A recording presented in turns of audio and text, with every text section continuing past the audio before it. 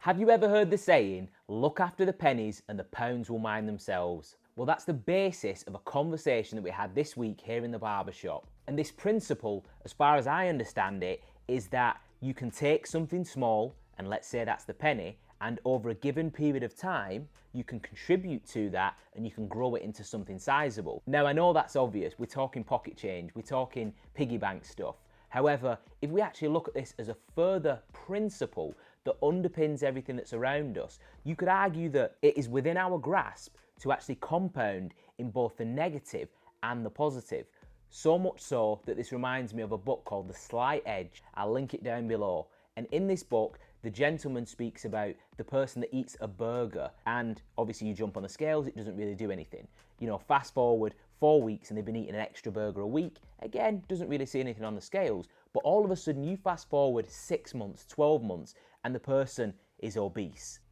You fast forward even further, maybe 10 years down the line, you've got somebody that not only is physically different, not only is visibly different, but is also internally different. Maybe they've got health conditions and all kinds of things that maybe lead to a reduction in the quality of life and the duration. But then equally, the principle exists that you can compound the other way too. You know, if you find yourself, and let's just say you were this person that had become sizable, it's possible to unwind that, to unravel that. So instead of having the extra burger each week, or, you know, those extra few calories or whatever it is we're discussing, that compounded and put you in that situation, you can also do the opposite. And therefore you could eat one less burger a week, and again, you wouldn't see too much over a week, you wouldn't see too much over 2 weeks, but over a long enough period of time, the results would start to show. Now, I know that's oversimplistic. However, I find that it's typically the most simple things, the things that are not sexy, that we seem to overlook, but overlook them at your peril,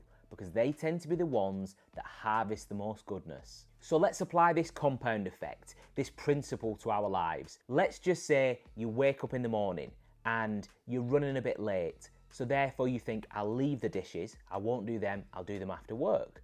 But after a long day at work, you think, I don't want to do those dishes. So you leave the dishes and go to bed.